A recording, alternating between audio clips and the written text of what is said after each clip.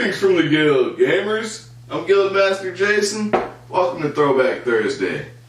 For those of you who don't know, Throwback Thursday is when I, Guildmaster Jason, share some D&D stories. Well, usually D&D, sometimes it's other RPGs. Sometimes it's my stories, sometimes it's that people share with me for the purpose of these videos.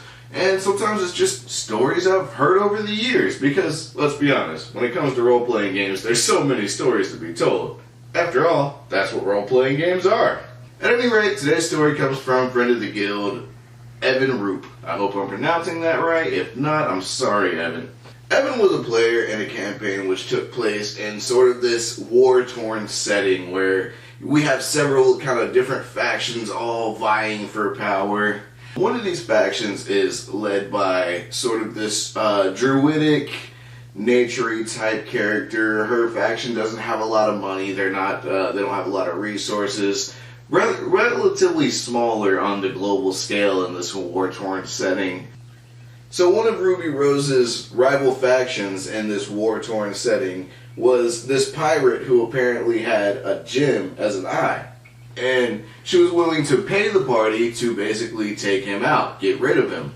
So after spending some time searching, the party eventually does actually find this pirate. As it turns out, he's no pushover. When the party attacks him, all of a sudden he's got this fire giant as his cook on the ship that's helping him battle. He's summoning these magical constructs. He's casting these crackling green lightning things at the players. It's a bad battle.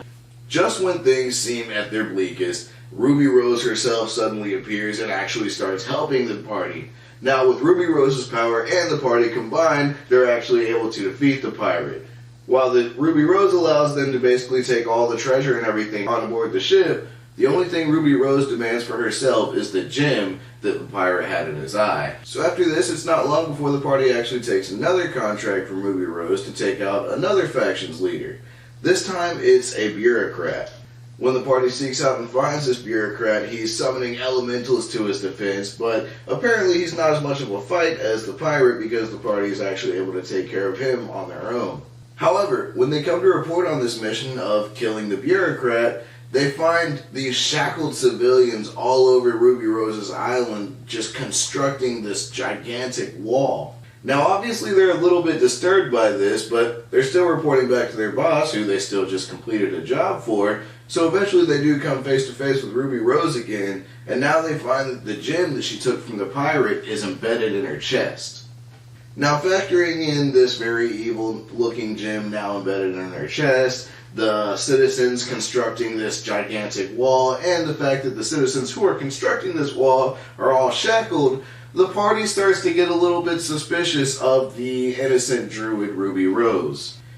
Now, not surprisingly, they start asking a couple questions about what's going on, what she's been doing, and Ruby Rose doesn't like those questions, not one little bit. Out of nowhere, she suddenly flips a switch and attacks the party. Now, the first thing the party notices is that the main attack she's using is these same crackling green energy things that the pirate was throwing at them before. Now, the problem being locked in this combat is the party recalled that they needed her help to defeat the pirate. So, before she had this gem, it could be assumed that she was already probably a little bit more powerful than the party combined. Now she was entirely beyond their power, and not only this, they had helped her assassinate anyone that they might be able to call on to help them fight her. Evan goes on to tell us that what they actually did was find a way to bluff their way out of the room and just never looked back. Their campaign actually ended somewhere completely different, and they never heard from Ruby Rose or anyone on her island again. Evan told me in a message, he says, "I still think about that. She's out there somewhere in D&D land just being super evil and gorgeous and building up her terror fortress." As you can see, his character maybe had a little bit of a thing for Ruby Rose. But I guess overall the moral of this Throwback Thursday is not to judge a book by its cover. If you have any more questions about this story, leave a comment and we'll be sure to get back to you. Or you can send us a message. The best way to get a hold of us is through our Facebook page. Until next time, game on, gamers.